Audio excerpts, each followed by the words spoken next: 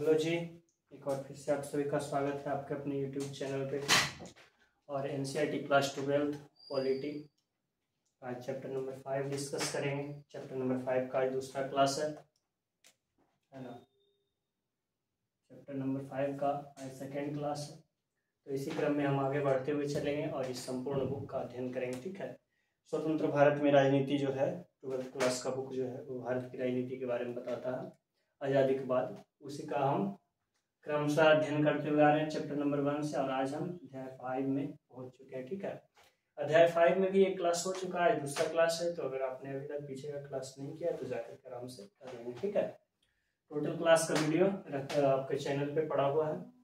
चलिए तो हम आगे बढ़ते हैं और क्लास को स्टार्ट करते हैं। ठीक है, आप हमारे साथ बने रहेंगे तो काफ़ी कुछ जानकारियाँ अर्जित करके जाएंगे। खास करके अगर आप यूपीएससी, बीपीएससी या फिर कोई भी स्टेट बोर्ड एग्जाम का तैयारी करते हैं उसके पॉइंट ऑफ व्यू से आपको काफ़ी कारगर सिद्ध होने वाला है ये क्लास। ठीक है, तो सबसे पहले हम बात करेंगे अध्याय 5 में कांग्रेस प्रणाली की चुनौतियां और पुनर्स्थापना। ठीक है, तो कौन कांग्रेस प्रणाली है ना, कांग्रेस के बारे में हम बात कर चुके थे। यह वही कांग्रेस है जिसकी स्थापना 1885 में बम्बई के गोकुलदास तेजपाल संस्कृत विद्यालय में हुआ था। ठीक है, वही कांग्रेस आज़ादी के बाद 15 साल तक एक दल का प्रभुत्व चलता है। वो अध्याय दूसरा में पढ़ें, तीसरा अध्याय में पढ़ें। ठीक है, और उसी कांग्रेस का जो है आगे चल करके नेहरू जी की मृत्यु के बाद और तुरंत लाल बहादुर शास्त्री की मृत्यु के बाद वही कांग्रेस में कई चुनौतियां आ जाती है, कई समस्याएं आ जाती है। ठीक है, उन समस्याओं का निवारण कांग्रेस प्रणाली द्वारा किस प्रकार से किया जाएगा और उस समस्याओं को निवारण करके पुनर्स्थापना किस प्रकार से किया जाएगा, इस चैप्टर में उसी के बारे में हम डिस्कस कर रहे थे। ठीक है, तो अभी तक हम बात क्या कर चुके हैं, तो अभी तक हम यह बात कर चुके हैं कि दो प्रधानमंत्री की मृत्यु हो चुकी थी, नेहरू जी, ठीक है, नेहरू जी और दूसरा शास्त्री जी की।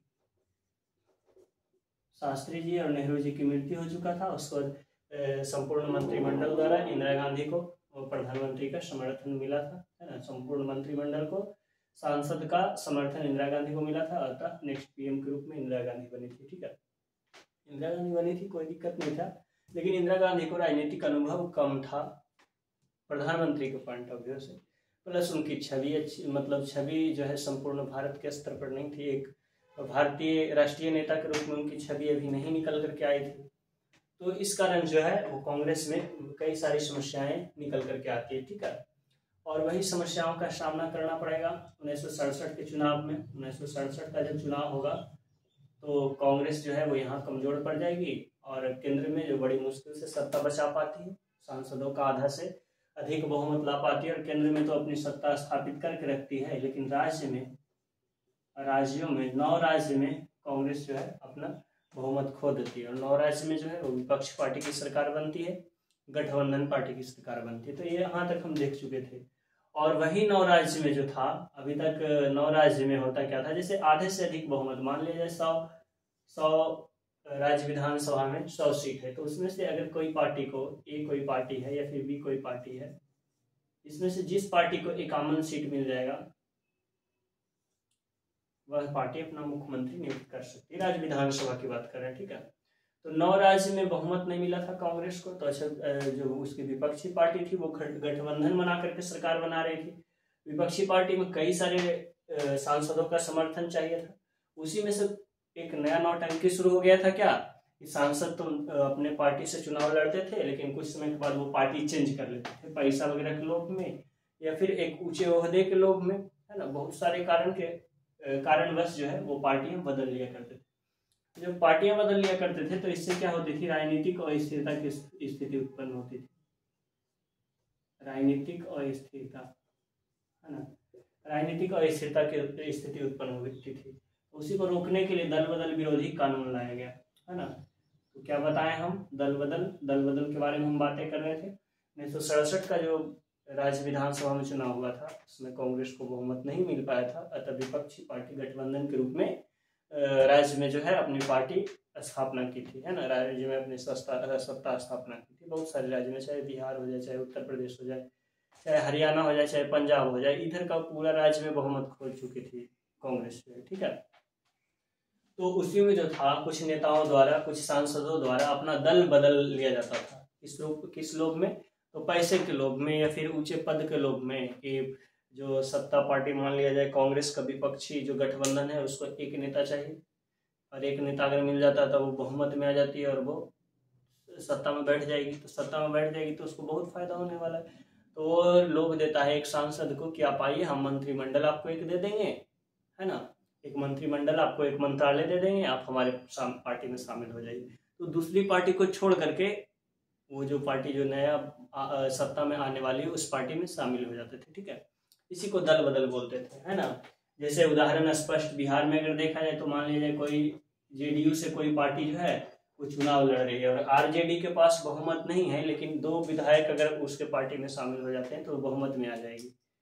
तो उसी में आरजेडी ऑफर दिया जेडीयू के 2 विधायक को कि आप 2 विधायक हमारे तरफ आ जाएंगे तो हम पार्टी में सत्ता में आ जाएंगे तो आपको मंत्री बना देंगे। ठीक है, तो जेडीयू के 2 विधायक चले गए आरजेडी में, आरजेडी सत्ता में आ गई, है ना। और वही 2 विधायक फिर दोबारा ऑफर दे दिया जेडीयू की, नहीं जी तू हमारे पार्टी में आ जाओ, हम तुमको मंत्रालय तो देंगे, हम तुमको पैसा भी देंगे। तो फिर से दोबारा पार्टी जो है वो आरजेडी को छोड़कर फिर से जेडीयू में आ गया। तो क्या हो रहा था, पहले किसका सत्ता था, जेडीयू का, है ना। अब 2 विधायक चला गया आरजेडी के पास तो सत्ता किसके हाथ में चला गया, आरजेडी के पास। अब 2 विधायक चला आरजेडी से जेडीयू में तो फिर सत्ता किसके पास चला है, जेडीयू। देख रहे हैं दल बदल के कारण क्या हो रहा है, सत्ता चेंज हो रहा है।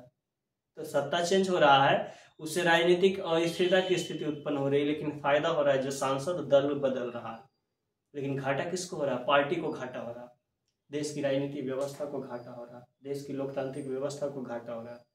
ठीक है, तो वही था दल बदल। आई होप हमको लगता है क्लियरली समझ में आ चुका होगा।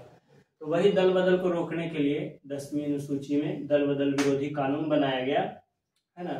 यानी कि चुनाव जीतने के बाद पार्टी जो बदला जाता था उसी को दल बदल कहा जाता था। 52वें संविधान संशोधन 1985 द्वारा दल बदल विरोधी कानून बनाया गया और इसके तहत लोकसभा अध्यक्ष या राज्य विधानसभा अध्यक्ष दोनों में से कोई भी व्यक्ति इस दल बदल को पहचान सकते हैं। मतलब कोई अगर विधायक या सांसद दल बदल करते हुए कृत्य में पकड़े जाते हैं तो उनकी सदस्यता रद्द कर दी जाती है। ठीक है, और वो दल बदल विरोधी कानून पर एक्शन कौन लेंगे, तो लोकसभा अध्यक्ष सांसद में पर, और राज्य विधानसभा में राज्य विधानसभा के अध्यक्ष। ठीक है, चलिए तो आगे बढ़ते हैं। देखिए आया राम गया राम का एक जुमला स्टार्ट होगा। तो यह आया राम और गया राम क्या था, तो हरियाणा के विधानसभा में भी वही स्थिति था, हम आपको अभी चर्चा किए ही थे। ये हुआ क्या था, बहुमत नहीं मिल पाया था कांग्रेस को, तो विपक्षी पार्टी सरकार में आई थी। तो विपक्षी पार्टी जब सरकार में आई थी उसमें से एक विधायक चाहिए था यूनाइटेड फ्रंट को, और वही एक विधायक जो था नौटंकी करते रहता था कांग्रेस और यूनाइटेड फ्रंट बीच में। ठीक है, तो हरियाणा के विधायक एक जिनका नाम था गयालाल, एक पखवाड़े में 3 बार पार्टी बदल दी। ठीक है, एक पखवाड़े में 3 बार पार्टी बदल ली। पहले थे कांग्रेस में, कांग्रेस से जाते हैं यूनाइटेड फ्रंट में, यूनाइटेड फ्रंट से फिर से कांग्रेस में जाते हैं और उसके बाद फिर से यूनाइटेड फ्रंट में आते हैं। 3 बार पार्टी चेंज की है। ठीक है, पहले कांग्रेस से देखिए यूनाइटेड फ्रंट में गए, यूनाइटेड फ्रंट से फिर से कांग्रेस में, फिर से कांग्रेस से फिर से यूनाइटेड फ्रंट में। तो 3 बार पार्टी चेंज किए, और 3 बार पार्टी चेंज करने के बाद यानी कि जब कांग्रेस से अंतिम बार जब यूनाइटेड फ्रंट में आने के लिए जब अपनी सहमति व्यक्त कर रहे थे ये गयालाल, ठीक है, तो उसी दौरान यूनाइटेड फ्रंट के एक नेता थे राव वीरेंद्र सिंह, वो प्रेस कॉन्फ्रेंस में चंडीगढ़ में यह बोल दिए कि गया राम था अब आया राम है। हो गया गया राम आया राम, राम का जुमला शुरू। ठीक है, तो इसी कारण जो है वो गया राम आया राम जो स्टार्ट हुआ था ना, गया राम आया राम का एक कॉमेडी वगैरह चलता था उस समय, जुमला पेपर वगैरह में ऐड आया करता था। देख रहे हैं यहाँ अमूल का ऐड दिया हुआ है। ठीक है, देखिए यहाँ अमूल का ऐड आपको मिल जाएगा गया राम आया राम में। ठीक, अमूल का ऐड। तो उस प्रकार से राजनीतिक व्यवस्था को मजाक उड़ाना शुरू करता पत्रकार वगैरह, उसको तो सिर्फ मौका चाहिए। तो इस कारण जो है दल बदल कानून बनाना पड़ा मजबूरी में। देख रहे हैं कि 3 बार एक पखवाड़ा में चेंज कर रहा है, इससे सत्ता ही चेंज हो रहा था, मजबूरी हो जाता है बनाना। अब देखिए, अब देखेंगे कांग्रेस विभाजन 1967 में, इंदिरा बनाम सिंडिकेट। तो कांग्रेस विभाजन हो जाता है 1967 में, इसका रीजन क्या होता है। ठीक है, 1967 में कांग्रेस जो विभाजन हो जाता है उसका रीजन क्या होता है वो देखेंगे। तो 1967 के चुनाव में कांग्रेस को ऑलरेडी बहुमत कम मिला था। इसका रीजन यह था कि कि दो दो को जो राष्ट्रीय छवि के जो नेता थे, शास्त्री जी हो चाहे नेहरू जी, दोनों की मृत्यु हो चुका था और राष्ट्रीय छवि वाले कोई नेता नहीं थे कांग्रेस में जिनका पूरा भारत में एक अच्छी छवि हो। तो इस प्रकार से ऐसा नहीं कि कांग्रेस का बाकी सब नेता का छवि खराब था, लेकिन संपूर्ण राष्ट्रीय स्तर पर कोई नेता की छवि नहीं थी उस प्रकार की जिस प्रकार से नेहरू या शास्त्री जी की। तो कांग्रेस को इस रूप में वोट नहीं मिला। तो होता क्या है, मतलब सत्ता में तो आ ही जाती है कांग्रेस, लेकिन कम वोट के साथ आती है। ठीक है, अब कांग्रेस में विभाजन हो जाएगा किसको लेकर के, तो इंदिरा गांधी और सिंडिकेट के बीच में। अभी इंदिरा गांधी को तो सब लोग जानते हैं, नेहरू जी की बेटी थी, है ना। सिंडिकेट क्या था, तो कांग्रेस के अंदर एक वरिष्ठ नेता का समूह था। ठीक है, कांग्रेस के अंदर ताकतवर मंत्री या फिर वरिष्ठ नेताओं का एक गुट था जिसे सिंडिकेट कहते थे। ठीक है, इंदिरा गांधी को पीएम बनाने में इनकी भूमिका अहम रहती है। सिंडिकेट द्वारा समर्थन किया जाता है इंदिरा गांधी को प्रधानमंत्री बनाने के लिए। अब देखिए इस सिंडिकेट का यहाँ निकल करके आता है बात कि कहा जाता है कि सिंडिकेट जो है यह बात सोच करके इंदिरा गांधी को नेता के रूप में चुना था कि इंदिरा गांधी को अगर कोई भी कार्य का जरूरत रहेगा तो सिंडिकेट से वो राय लेगी, कि उनको राजनीतिक अनुभव है नहीं।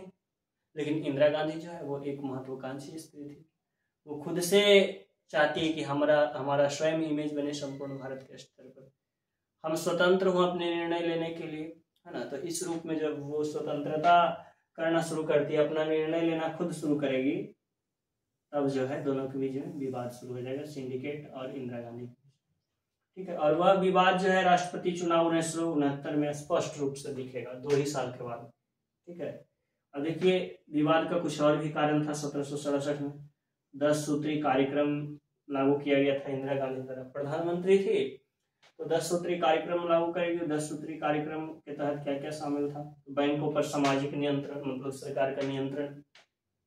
बैंकों पर सामाजिक नियंत्रण का तात्पर्य क्या होता है, इसका मतलब यह होगा जैसे बैंक जो है अब प्राथमिक क्षेत्र में जो लोन नहीं दिया करती थी, अब प्राथमिक क्षेत्र में भी लोन देगी जिससे कृषि का विकास होगा। अब जब प्राथमिक क्षेत्र में लोन देगा और कृषि का विकास होगा, इसका मतलब ये काम कौन की थी, इंदिरा गांधी। किसके लिए, प्राथमिक क्षेत्र कृषि, किसानों के लिए। अब किसानों का किसका समर्थन मिलेगा, इंदिरा गांधी को, है ना। तो इसीलिए एक तरीके से ये सामाजिक नियंत्रण सिंपल समझ लीजिए, कृषि विकास के लिए, देश को आर्थिक व्यवस्था सुदृढ़ करने के लिए। कहे कि जब अनाज ही नहीं रहेगा तो कैसे, आत्मनिर्भर भोजन से ही हम लोग नहीं रहेंगे तो कैसे मजबूत राष्ट्र के रूप में निर्माण हो पाएगा। ठीक है, तो सबसे पहले सामाजिक नियंत्रण ही किया जाता है बैंकों पर। उसके बाद दूसरा बीमा का राष्ट्रीयकरण, बीमा वगैरह का भी राष्ट्रीयकरण किया जाता है, ये भी बैंक से ही जुड़ा शब्द है ना। उसके बाद खाद्यान्न वितरण किया जाता है, भूखे लोगों के लिए वो खाद्यान्न जन वितरण प्रणाली टाइप का स्टार्ट किया जाता है। उसके बाद भूमि सुधार किया जाता है, और भूमि सुधार एक ऐसा व्यवस्था था ना, भूमि सुधार में देखिए दो तीन कानून आएगा। इसमें आएगा एक भूमि सुधार में आएगा एक चकबंदी व्यवस्था, एक हदबंदी आएगा। ठीक है, तो हदबंदी व्यवस्था के तहत यह कानून बनाया गया कि किसी व्यक्ति के पास एक निश्चित भूभाग, मतलब सरकार द्वारा तय कर दिया जाएगा, उससे ज्यादा भूमि कोई नहीं रख सकता है।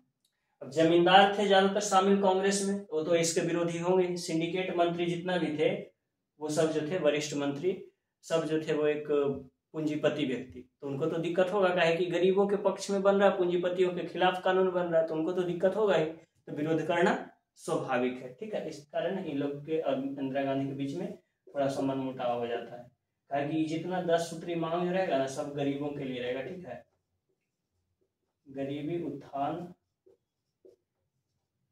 ठीक है, या सामान्य वर्ग के लिए 10 सूत्री मांग रहेगा, तो इससे सिंडिकेट को समस्या का सामना करना पड़ेगा, है ना। सिंडिकेट में ज्यादातर नेता जो थे वो पूंजीपति और अमीरों के समर्थक थे, तो इस प्रकार से दोनों के बीच में विरोध का कारण बनेगा ये 10 सूत्री मांग। और भी विरोध का कारण रहेगा, एक तो सबसे बड़ा विरोध का कारण था कि इंदिरा गांधी निर्णय लेना स्वयं शुरू कर दी थी, स्त्री होकर के स्वयं एक निर्णय ले रही थी, तो बुरा तो लगेगा ही पुरुष समाज को, है ना जी, उस समय।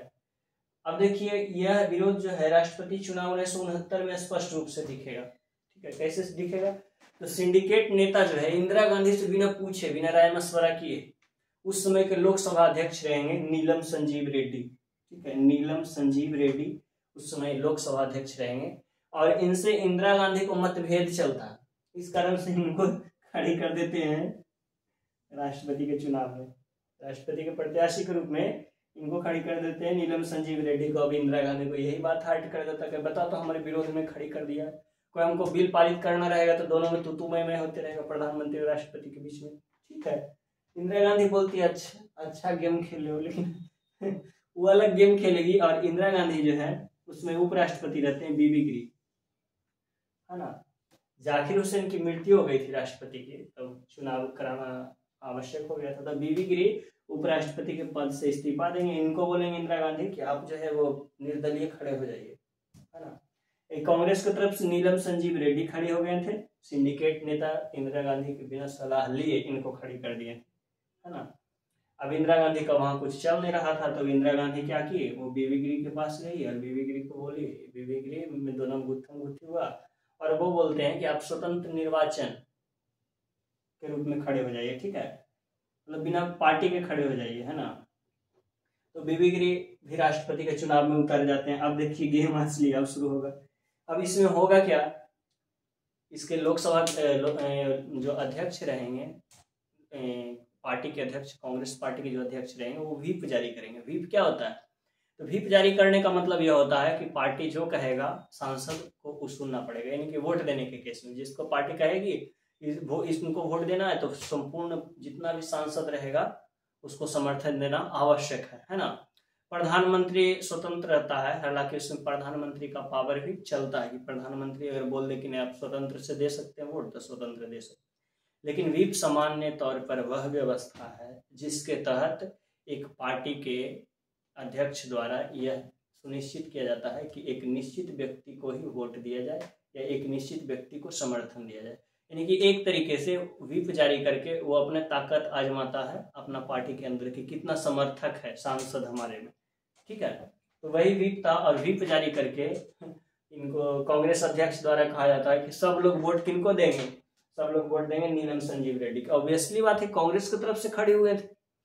अब उसी में इंदिरा गांधी जो है वो अचानक बैठक बुलाएगी सबको, बैठक में बैठक बुलाने के लिए उनको अध्यक्ष को बोलेगी, लेकिन वो सुनते नहीं, आनाकानी कर देते हैं। तब इंदिरा गांधी जो उनके कुछ समर्थक भी होंगे ना, ऐसा तो नहीं कि सब इंदिरा गांधी के विरोधी होंगे, तो कांग्रेस में जो उनके समर्थक थे इंदिरा गांधी के, हाँ, उनका मीटिंग बुलाती है। मीटिंग बुलाने के बाद राय मशवरा के बाद इंदिरा गांधी ये निर्णय लेती है कि अब जो है उस सबको स्वतंत्र वोट डाला जाना चाहिए। उसके बाद इंदिरा गांधी अपने सभी विधायकों से यह कहती है कि आप वोट देने के लिए स्वतंत्र हैं, या तो आप बीबी गिरी को वोट दे सकते हैं या फिर नीलम संजीव रेड्डी को, ठीक है। ऐसे तो स्वाभाविक है कि पूरा कांग्रेस का वोट किनका जाना चाहिए था, नीलम संजीव रेड्डी को, कि वही कांग्रेस की तरफ से खड़े हुए थे। लेकिन इंदिरा गांधी बोलती कि आप स्वतंत्र है, आप किसी को भी वोट दे सकते हैं। तो जब स्वतंत्र रूप से जब वोट देना शुरू करेगा सांसद, तो नीलम संजीव रेड्डी की हार हो जाएगी और ये बीबी गिरी चुनाव में जीत जाएंगे, राष्ट्रपति बन जाएंगे। इंदिरा गांधी पटकनिया दे दी थी किसको, तो सिंडिकेट के नेता को, वरिष्ठ नेता को वो एक मात दे दी थी। अब वरिष्ठ नेता की बारी थी। वरिष्ठ नेता अब अपने आप को समझ रहे थे कि भाई अब हम भी जो है पीछे नहीं हटेंगे। अब वो जितना सांसद था सबका समर्थन वापस ले लेते हैं। समर्थन वापस ले लिए तो प्रधानमंत्री अब रहेगा ही नहीं। प्रधानमंत्री अपने पद पर कब तक आसीन रहता है, जब तक बहुमत यानी कि अधिक से अधिक विधायक का उनको समर्थन रहता है, आधे से अधिक विधायक का, तभी तक वो अपने पद पर रह सकता है। तो जब समर्थन वापस लेती है तो इंदिरा गांधी अब प्रधानमंत्री रही ही नहीं। लेकिन जैसे वो समर्थन वापस लेते हैं सिंडिकेट मंत्री, तो इंदिरा गांधी को दूसरा पार्टी का समर्थन मिल जाता है। दूसरा पार्टी के रूप में उनको समर्थन मिल जाता है किसका, तो कम्युनिस्ट पार्टी का समर्थन मिलेगा, कम्युनिस्ट पार्टी का। उसके बाद डीएमआर पार्टी का समर्थन मिलेगा, दो विपक्षी पार्टी का समर्थन मिलेगा और इंदिरा गांधी दोबारा सत्ता में बनी रह जाएगी। देखिए कितना मतलब गेमिंग चल रहा है लोकतंत्र में, ठीक है। अब इंदिरा गांधी दो और नया कानून पारित कर देगी, और ये भी जो था ये भी अमीरों के विरोध में ही था। प्रीवी पर्स, एक प्रीवी पर्स समाप्त कर देगी और 14 बैंक का राष्ट्रीयकरण कर देगी। ये भी अमीरी के विरोध में ही था, गरीबी के समर्थन में ही था, गरीबों को समर्थन में ही था। प्रीवी पर्स क्या था, तो आप पढ़े होंगे देसी रजवाड़ा का विलय पढ़े होंगे चैप्टर नंबर 1 में, ठीक है, मुख्य समस्या के रूप में।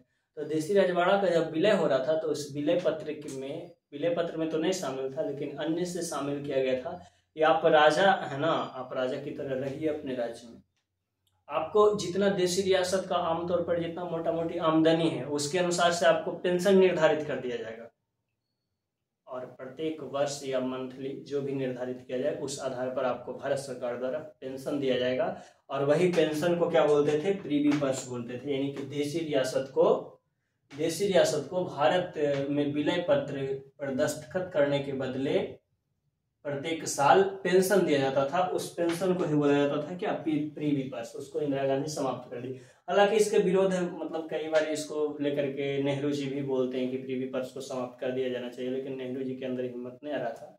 कहीं कांग्रेस में बहुत सारे नेता जो थे प्रीवी पर्स के समर्थन में थे, यहाँ तक कि बीबी गिरी भी इसके समर्थन में थे कुछ समय, है ना।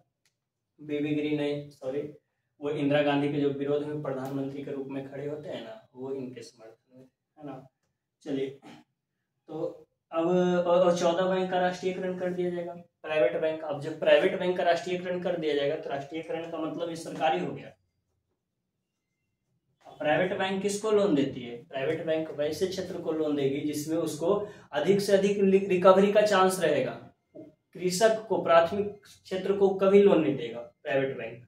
लेकिन वही सरकारी बैंक जो है वो सरकारी बैंक का एक कोटा ही रहता है कि कुछ परसेंटेज निर्धारित रहता है, इतना परसेंटेज आपको कृषि में लोन देना आवश्यक है, इतना देना ही पड़ेगा किसी भी कीमत पर, ठीक है। तो अब बैंक जब का राष्ट्रीयकरण हो गया था तो इससे कृषि को बढ़ावा मिलेगा, यानी कि दोनों कार्य जो किया गया था दोनों गरीबी को लेकर के किया गया था इंदिरा गांधी के द्वारा, है ना। कांग्रेस 2 भाग में बटा था, दोनों का नाम क्या था, कांग्रेस ऑर्गेनाइजेशन और कांग्रेस रिक्विजिस्ट, ठीक है। कांग्रेस ऑर्गेनाइजेशन जो था सिंडिकेट मंत्री का समूह था, और कांग्रेस रिक्विजिस्ट जो था वो इंदिरा गांधी का समर्थन में था, ठीक है। अब इंदिरा गांधी के समर्थन में भी कुछ नेता रहेंगे ना, ये बहुत सारे नेता थे, ठीक है। और वरिष्ठ नेता सिंडिकेट में थे, इंदिरा गांधी के समर्थन में भी बहुत सारे नेता थे। अब 1917 में जब पीएम रहती है इंदिरा गांधी, वो राष्ट्रपति को बोलेगी आप लोकसभा भंग कर दीजिए टाइम से पहले, ठीक है। 1970 में, सॉरी, है ना, 1917 बोल दिया, 1970 में इंदिरा गांधी बोलेगी कि आप लोकसभा भंग कर दीजिए टाइम से पहले। 1970 में लोकसभा भंग होगा और फरवरी 1971 में चुनाव हो जाएगा, ठीक है। इंदिरा गांधी संपूर्ण भारत में प्रीवी पर्स समाप्त, बैंक का राष्ट्रीयकरण, भूमि सुधार, खाद्यान्न वितरण, यानी कि गरीबी उत्थान के लिए जो कार्य की थी, इसको लेकर के पूरा भारत में चर्चा का विषय बन चुका था। साथ ही वो पूरा भारत में प्रचार प्रसार भी करती है ये सब को लेकर के, है ना। अब 1971 का चुनाव होगा तो देखिए किस प्रकार से पार्टी जो है वो चुनाव लड़ेगी, चुनाव में किस प्रकार से उतरती है। तो इंदिरा गांधी एक अलग से उतरेगी। इंदिरा गांधी का एक पार्टी था जिसको क्या बोल रहे थे, कांग्रेस रिक्विजिस्ट, ठीक है, R, Congress R. Communist party भी चुनाव में उतरेगी, वो इंदिरा गांधी के साथ रहेगी, ठीक है। और डीएमआर जो था रहेगा, ये भी इन्हीं के समर्थन में रहेगा, चुनाव में ये भी साथ में लड़ेगा। फिर कांग्रेस का समाजवादी छवि इस दौरान उभरता है, ठीक है। अब देखिए, कांग्रेस आर एक पार्टी के रूप में चुनाव में लड़ेगा, कांग्रेस ओ एक पार्टी के रूप में चुनाव में लड़ेगा, फिर ग्रैंड अलायंस, ठीक है। कांग्रेस आर जो था वो इंदिरा गांधी का पार्टी था जो चुनाव में उतरा था। कांग्रेस ओ जो था वरिष्ठ नेता का पार्टी था, सिंडिकेट का, वो भी चुनाव में उतरा था 1971 का लोकसभा चुनाव में।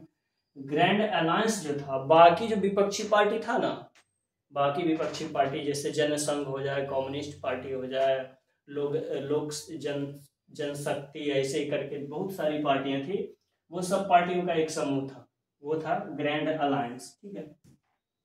तो ये तीनों के बीच मुकाबला था। ये भी गरीबी उन्मूलन को लेकर के पूरा एकदम भाषण दे रही थी। ये कांग्रेस पार्टी तो पूरा है अमीरों के समर्थन में काम कर रही है।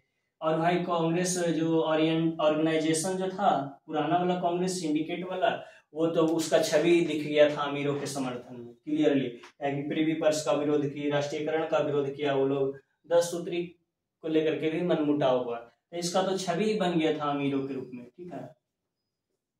और कांग्रेस रिक्विजिस्ट यानी कि इंदिरा गांधी, वो गरीबी उत्थान को लेकर के इनका छवि बन चुका था। और ग्रैंड अलायंस जो था, इसके पास भी मुद्दा वही गरीबी का ही था, है ना, कम्युनिस्ट का ही मुद्दा था। अब देखिए, कांग्रेस जो आर रहेगा, इंदिरा गांधी के पास सबसे बेस्ट मुद्दा था गरीबी हटाओ का नारा, ठीक है, गरीबी हटाओ का नारा। और उसके बाद जो कांग्रेस ओ रहेगा, इसके पास एक मुद्दा रहेगा इंदिरा हटाओ का नारा, ठीक है। तो इस प्रकार से दोनों पार्टी का अपना अपना स्लोगन रहेगा। अब विपक्ष पार्टी जो रहेगा इसके पास कुछ खास नारा नहीं रहता है, ग्रैंड अलायंस के पास वही जो रहेगा वो समाजवादी विचारधारा का नारा रहेगा। अब इस स्थिति के साथ वो तीनों चुनाव में उतरता है, गरीबी हटाओ गरीबी उन्मूलन का नारा दे करके कांग्रेस जो है, कांग्रेस आर जो रहेगा, इंदिरा गांधी का जो पार्टी रहेगा, और CPI communist party of India को 375 सीट मिलेगा। अभी तक लोकसभा में सबसे ज्यादा सीट मिलेगा, ठीक है। और इस सीट में सबसे ज्यादा भागीदारी किनका रहेगा? महिला वोटिंग की सबसे ज्यादा वोटर्स, गरीब, किसान, जनजाति, पिछड़े वर्ग, ये सब का समर्थन इंदिरा गांधी को कस के मिला। रीजन क्या था? गरीबी उन्मूलन का नारा दी थी। उसके बाद दूसरा, कांग्रेस रिक्विजिस्ट 352 सीट के साथ, कांग्रेस रिक्विजिस्ट का इसमें से पर्सनल 352 सीट था और बाकी सीट जो मिला था ये CPI communist party of India को, ठीक है। कांग्रेस ऑर्गेनाइजेशन जो था उसको मात्र 16 सीट मिला था।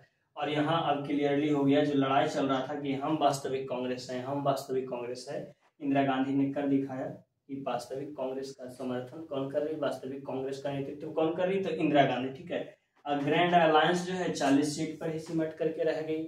जो पिछली पार्टी में पिछला चुनाव में 69 के चुनाव में जो है वो काफी बढ़त दिखाई थी, 67 के चुनाव में, 67 के चुनाव में ये जो पार्टी थी ग्रैंड अलायंस जो था, ये काफी विपक्षी पार्टी बढ़त दिखाई थी, जो इसमें सिकुड़ करके रह गई, ठीक है।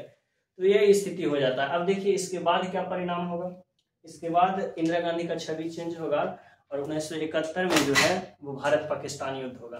भारत पाकिस्तान युद्ध जब होता है तो इंदिरा गांधी देखते होंगे कि बांग्लादेश के रूप में वो नया राष्ट्र तोड़ देती है, विदेशी संबंध रूस से सहायता लेती है, और उसके बाद इंदिरा गांधी का छवि एक स्ट्रॉन्ग नेता के रूप में राष्ट्रीय स्तर पर आ जाएगा। राष्ट्रीय स्तर पर ही नहीं, अंतर्राष्ट्रीय स्तर पर भी छवि इनकी बन जाती है, ठीक है। लेकिन इंदिरा गांधी जो है वो आई थी किनके बल पर? तो गरीबी उत्थान को लेकर के, गरीबी, महिला, बेरोजगार, ये सब के बल पर सत्ता में आई थी। अब इंदिरा गांधी ये सब का मतलब गरीबी उत्थान, रोजगार, ये सब देने में समर्थ नहीं थी, ठीक है। आने वाले समय में देश जो है भ्रष्टाचारी, गरीबी, बेरोजगारी, ये सब की समस्या का सामना करना शुरू करेगा, और ये सब की समस्या का सामना करना शुरू करेगा तो बिहार से विद्रोह शुरू होगा, संपूर्ण क्रांति, जिसका नेतृत्व करेंगे जयप्रकाश नारायण, है ना। गरीबी उन्मूलन को लेकर के यहाँ से स्टार्ट होगा, जयप्रकाश नारायण संपूर्ण क्रांति का नेतृत्व करेंगे, यह आंदोलन दिल्ली तक जाएगा और इंदिरा गांधी अंततः जो है वो इमरजेंसी लागू कर देती है ना। रीजन क्या था? रीजन क्या था कि जो जनता इंदिरा गांधी को इतना वोट के साथ समर्थन दी थी, वो जनता इंदिरा गांधी के खिलाफ विरोध पर उतर जाती। क्या रीजन था? रीजन बहुत सारा निकल करके आएगा। जनता की महत्वाकांक्षा जो होती है ना वो बहुत असीमित होती है। हम बताए ना कि वो अलादीन के चिराग समझ लेती है जनता नेता को, चिराग घिसे और जो बोले वो पूर्ति हो जाए, लेकिन ऐसा तो होता नहीं। क्या ऐसा तो पॉसिबल है नहीं कि अलादीन के चिराग तो नेता है नहीं, सब कुछ तो कर सकता नहीं। दूसरी बात, नेताओं भी जो है चुनाव जीतने के बाद भूला जाते हैं कि हमको जिस उद्देश्य के लिए जिताया गया है हमको वो करना। इंदिरा गांधी भी गरीबी उन्मूलन को लेकर के हालांकि कार्य वो करती है बहुत सारा, लेकिन वो एक तरीके से भूल ही जाती है ना। तो ये भूल जाने के कारण जो है उनको खामियाजा भुगतना पड़ता है संपूर्ण क्रांति के रूप में। फिर इमरजेंसी लगा देगी और इमरजेंसी का परिणाम यह होगा कि अगला बार फिर कांग्रेस जो है वो विपक्ष, वो पार्टी जो है वो पूरा धराशायी हो जाएगा, पराजित हो जाएगा, ठीक है। अब देखिए कांग्रेस का जो नया पार्टी गठन हुआ था ना वो दूसरा टाइप का था। पहले का कांग्रेस जो था उसमें बहुत सारी पार्टियां शामिल थी, और अब का कांग्रेस था उसमें बहुत सारी पार्टियां, बहुत सारी विचारधारा नहीं शामिल था। अब वाला कांग्रेस का एक विचारधारा था। पहले वाला कांग्रेस के अंदर बहुत सारे नेताओं का छवि था, अभी देखे ना सिंडिकेट वरिष्ठ नेताओं का। अब वाले कांग्रेस में जो था सिर्फ इंदिरा गांधी एक ही नेता का छवि था।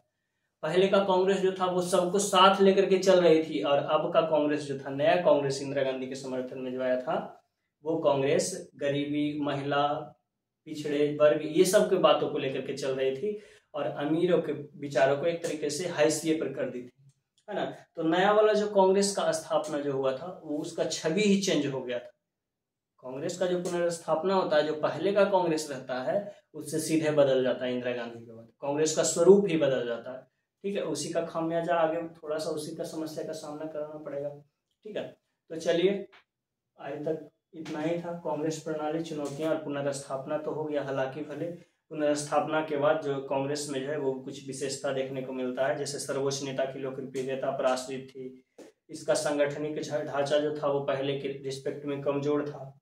फिर पार्टी के भीतर कई गुट जो पहले हुआ करते थे वो अब कई गुट नहीं थे, कई गुट जब रहते थे तो कई विचारधारा रहता था, कई विचारधाराओं का समर्थन रहता था, तो किसी भी प्रकार का विरोध जब होता था तो कांग्रेस उसको अपने अंदर पचा लेती थी। अब उसको पचाने का क्षमता नहीं था, वो टूट जाती थी कांग्रेस जो है, ठीक है। कांग्रेस प्रणाली जो था हर तनाव व संघर्ष को अब नहीं सह पाती थी, ठीक है। राजनीतिक हैसियत से तो बढ़त हासिल कर ली थी, लेकिन अभिव्यक्ति और लोकतांत्रिक जमीन उसकी छोटी पड़ गई थी। लोकतांत्रिक जमीन उसकी छोटी पड़ गई थी, वो एक तरफा हो गया था कांग्रेस, गरीबी की तरफ उसका झुकाव, समाजवादी की तरफ उसका झुकाव बढ़ जाता है, ठीक है। समाजवादी विचारधारा की तरफ झुकाव थोड़ा सा बढ़ जाता है। इसके बाद चलिए, तो आज तक अध्याय 5 समाप्त हो चुका है, इसका दूसरा क्लास आया था। तो क्लास में पूरा बने रहने के लिए बहुत बहुत धन्यवाद आपका। हमारे साथ बने रहेंगे तो संपूर्ण बुक का अध्ययन करते हुए चलेंगे एनसीईआरटी। इसके अलावा हमारे चैनल से जुड़े रहेंगे। एनसीईआरटी 6 to 12 टोटल सब्जेक्ट, खास करके एसएसटी का टोटल सब्जेक्ट हम यूपीएससी बीपीएससी के बेसिक्स, ठीक है, बेसिक्स के पॉइंट ऑफ व्यू से हम बारीकी से अध्ययन करते चलेंगे, ठीक है। तो क्लास में पूरा बने रहने के लिए बहुत बहुत धन्यवाद।